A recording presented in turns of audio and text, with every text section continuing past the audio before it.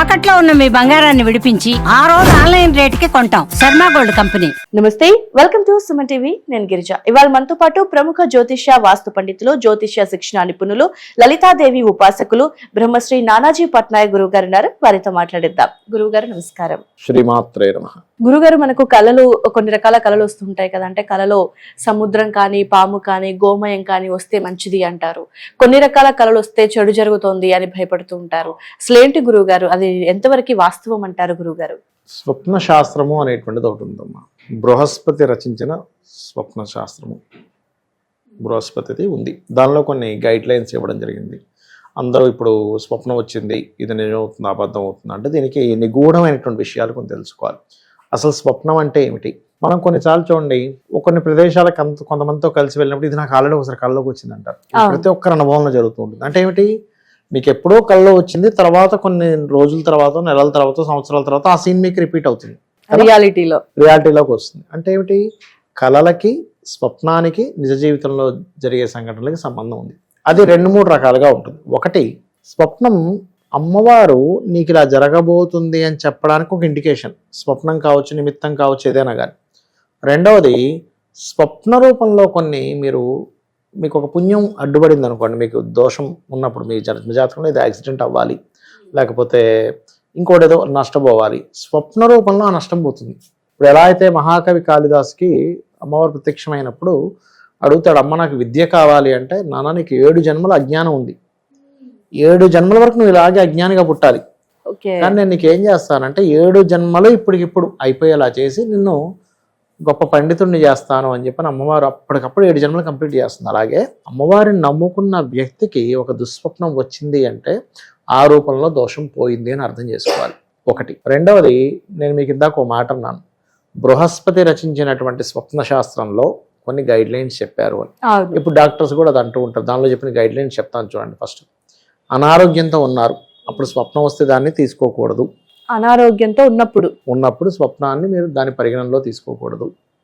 పగటిపూట నిద్రపోతున్నారు, స్వప్నం వచ్చిందని పరిగణనలో తీసుకోకూడదు. అలాగే మీరు ఆల్రెడీ చూశారు పొద్దునప్పుడు ఏదో, అదే స్వప్నంలోకి వచ్చింది, అది స్వప్నంలోకి వస్తే పరిగణన. అదేంటే ఉదాహరణ చిన్నగా అక్కడ ఏదో పావులు ఆడించేవాడు ఎవడో పావులు ఆడిస్తున్నా అది చూసారు, అదే స్వప్నంలోకి వచ్చింది. మీకు సర్పం స్వప్నం వచ్చిందని చూడకూడదు. లేదా ఊహించుకున్నారు ఒక విషయాన్ని పొద్దునప్పుడు, ఇలా జరిగితే ఏం జరుగుతుంది, ఏదో పెద్ద ఏదో తుఫాన్ వస్తుందన్నారు, ఈ నీళ్ళు ఏదో ఇలా పొంగి వచ్చేస్తే పరిస్థితి ఏంటంటే ఊహించుకున్నారు, అది స్వప్నంలోకి వచ్చింది, అది పరిగణనలోకి రాదు. మీరు మాట్లాడే ఎవరితో నేను ఒక విషయాన్ని, అది స్వప్నంలోకి వస్తే పరిగణనలో తీసుకోకూడదని చెప్పారు. అందులో ఇన్ని గైడ్ లైన్స్ ఫస్ట్ మీరు పాటించాలి ఒక స్వప్నం గురించి తెలుసుకోవాలంటే. ఇవేమీ కలగకుండా, అనారోగ్యంగా కూడా లేకుండా న్యాచురల్ గా స్వప్నం వస్తే అది కూడా సమయాన్ని చెప్పారు. అంటే అలాగా రాత్రి 9-10 ప్రాంతం నుంచి 12 గంటల మధ్యలో వచ్చే స్వప్నం 1 సంవత్సరంలో ఫలిస్తుంది. 1 year టైం పడుతుంది. 12 నుంచి 3 గంటల సమయంలో వచ్చేటువంటి స్వప్నం 6 నెలలు లేదా 3 నెలల నుంచి 6 నెలల మధ్యలో ఫలిస్తుంది. 3 నుంచి 5 గంటల లోపల ఫలించే స్వప్నం 1 నెల రోజుల లోపల ఫలించవచ్చు. అది తెల్లవారుజామున పడే కళలు నిజము అని అంటారు. ఒక 10 days లో అప్పుడే మీరు నిద్ర తెల్లవారుజామున వస్తుంది అనుకోండి, మీకు అప్పుడే తెల్లారుతుంది, అప్పుడే మీరు నిద్రలోంచి లేవాలనుకునే సమయంలో స్వప్నం వచ్చింది, ఒక 10 days లో ఫలిస్తుంది. అయితే మీకు ఒక స్వప్నం వచ్చినప్పుడు పర్టికులర్గా అది ఏ విధంగా వచ్చిందనేది పరిపూర్ణమైనటువంటి విశ్లేషణ చేసుకోవాలి. నిప్పు కల్లోకి వచ్చిందండి అంటే, నిప్పు అంటే ఎలా వచ్చింది? మీకు ఊరు మొత్తం తగలబడిపోతున్నట్టు వస్తే అది పీడకల. అలా కాకుండా మీ చేతికి ఏదో కాగడ దొరికి ఆ కాగడ ద్వారా దారి చూసుకుంటూ వెళ్తున్నారంటే మీకు ఒక రూట్ కనబడినుంది అని అర్థం. ఇప్పుడు పాము కల్లోకి వచ్చిందండి అంటారు, పాము కరిసినట్టుగా వస్తే మంచిది, ఏం కాదు. కానీ పాము మిమ్మల్ని చుట్టేసినట్టుగా రాకూడదు, చుట్టి బిగించేసినట్టుగా వస్తే తప్పు. ఇప్పుడు గోవు కల్లోకి వస్తే మంచిదే, అందులో ఎటువంటి సందేహం లేదు. గోవుకి చక్కగా మీరు ఏదైనా తినిపిస్తున్నట్టు, గోవుని దండం పెట్టుకున్నట్టు వస్తే మంచిదే. కానీ ఏదైనా దున్నపోటు మిమ్మల్ని వెంటాడుతుందండి, పారిపోతున్నాను నేను, తప్పది. అంటే మీకు ఆ స్వప్నంలో అవి ఎలా ఉన్నాయి, ఇప్పుడు నీరు కల్లోకి వస్తే మంచిది అంటారు. నీళ్ళు ఎలాంటి నీళ్ళు రావాలి? మురికి నీళ్ళు రాకూడదు, స్వచ్ఛమైన నీళ్ళు వచ్చాయి, చాలా మంచిది. అంటే వచ్చే కళలో కూడా 2 రకాలుగా ఉంటుంది, 2 రకాలుగా ఉంటుంది. ఇప్పుడు చాలా మంది నాకు శివలింగం కల్లోకి వచ్చిందండి, మంచిది. ఇప్పుడు కొండ ఎక్కుతున్నట్టు కల వస్తే చాలా మంచిదమ్మా. కొండ మీద చెక్కుతున్నవాడు పడిపోయినట్టుగా వచ్చింది అంటే నువ్వు చేసే ప్రయత్నం ఏదో, నువ్వు కింద పడనున్నావు, జాగ్రత్తగా చూసుకుంటే దీని అర్థం ఏమిటి? నీకు ముందుగా వచ్చే ఆపదని అమ్మవారు స్వప్న రూపంలో తెలియజేసి దాని ద్వారా దోషాన్ని తీసేస్తుంది. అయితే స్వప్న రూపంలో వచ్చిందంటే అది జరుగుతుందా? మంచిది జరిగితే మంచిదే, హ్యాపీ ఫీల్ అవుతాం. శాస్త్రంలో ఏం చెప్పారంటే, మీకు ఒక స్వప్నం వచ్చింది, వెంటనే మెలకువ వస్తుంది మనకి. ఇప్పుడు దుస్వప్నం వచ్చింది అనుకోండి, వెంటనే మెలకువ రాగానే కాళ్ళు చేతులు కడుక్కొని దైవనామస్మరణతో మరలా నిద్రిస్తే ఒక మంచి స్వప్నం వచ్చింది అనుకోండి, అప్పుడు ఈ దుస్వప్నం యొక్క దోషం తగ్గిపోతుంది. ఆహా, కలలోనే దోషం తొలగిపోతుంది. ఓకే. రెండవది, దుస్వప్నం వచ్చినప్పుడు తెల్లవారుజామున చక్కగా మీరు గజేంద్ర మోక్ష ఘట్టం విన్నా చదివినా, లేకపోతే జస్ట్ ఒక 1 minute ఊహించుకున్నా, అంటే అలాగా గజేంద్రుడు అందరి పరివారంతో సహా వెళ్తూ ఉన్నాడు, ఆయనకి దాహం వేసింది, కొలం దగ్గరికి వెళ్ళారు, అక్కడ నీళ్ళు తాగారు, నీళ్ళు తాగిన వారు వెనక్కి రాకుండా అక్కడ మొత్తం అల్లరిగా మొత్తం నీళ్ళు ఒకరి మీద ఒకరు పోసుకోవడం జరిగింది. ఎక్కడో లోపల ఉన్నటువంటి ఒక ముసలి వచ్చి ఈ గజేంద్రుడు కాళ్ళు పట్టుకుంది, కొంతసేపు వాళ్ళిద్దరి మధ్య యుద్ధం జరిగింది. దాని తర్వాత యుద్ధంలో అలిసిపోయి ఇంకా ఆ యొక్క పరమాత్మని ప్రార్థించడం జరిగింది. ఎక్కడో ఉన్నటువంటి ఆ యొక్క మహావిష్ణువు వచ్చి అక్కడికి సిరికించక్కడు చెప్పడు శంఖచక్ర యుగముంచేదో ఈ సంధింపడన్నట్టుగా ఆ విష్ణుమూర్తి రావడం, చక్రంతో ఆ ముసలి యొక్క శిరస్సును ఖండించడం, దాని తర్వాత ఆ యొక్క ఏనుక్కి తన పద్మంతో, హస్తమనే పద్మంతో ఒక చేత్తో పద్మాన్ని పట్టుకొని తన శిరస్సు మీద ఆనించాడని, తను చక్కగా స్వస్థత చెందిందనేటువంటి దాన్ని ఊహించుకోవడం. అలా చేసినా సరే ఉదయం నిద్రలేచి వెంటనే రోజు ఇది ఊహించుకున్నా చాలా అద్భుతమైన ఫలితం వస్తుంది. స్వప్నం వచ్చినా రాకపోయినా గజేంద్ర మోక్ష ఘట్టాన్ని దుస్వప్న నాశనాలు అవుతాయి దీనివల్ల. అదేవిధంగా త్రిజట స్వప్న వృత్తాంతం అంటారు, అది అదే దైవనామస్మరణ. అయితే ఇక్కడ ఏంటంటే మీకు ఎటువంటి స్వప్నం వచ్చినా చాలా మంది తెలియక నిద్రలేచి వెంటనే చెప్పేస్తారు. అలా ఇంట్లో వాళ్ళు చెప్పకూడదు. చక్కగా లేచి మీ యొక్క నిత్య పూజ చేసుకొని ఆలయానికి వెళ్ళి దర్శనం చేసుకొని వచ్చి మీరు మధ్యాహ్నం భోజనం తర్వాత మీ స్వప్నాన్ని చెప్పాలి. అది మంచి అయినా చెడైనా. చెడు స్వప్నం వచ్చింది పొద్దున్న లేచి చక్కగా మీరు గజేంద్ర మోక్ష ఘట్టం విన్నా, నేను ఇప్పుడు చెప్పినట్టుగా తలుచుకున్నా సరిపోతుంది. అయితే ఈ స్వప్నము మీకు మంచి స్వప్నం వచ్చింది అనుకోండి రాత్రి సమయంలో, అప్పుడు నిద్రపోవద్దని చెప్తుంది శాస్త్రం. ఓ 3 గంటలప్పుడు 4 గంటలప్పుడు వచ్చింది, చక్కగా మంచి స్వప్నం వచ్చింది, అమ్మయ్య నాకు చాలా చక్కటి స్వప్నం వచ్చిందని నిద్ర లేచి చక్కగా స్నానపానాలు ముగించుకొని దేవతారాధన చేసుకుంటే చాలా మంచిది. ఏ స్వప్నమైనా మధ్యాహ్నం భోజనం చేసిన తర్వాత ఇతరులకు చెప్పాలి. చెడు స్వప్నం వస్తే ఇందాక నేను చెప్పినట్టుగా గజేంద్ర మోక్షం చేసుకోవాలి. ఏ స్వప్నం వచ్చినా దాన్ని వివరణ తీసుకోవాలి.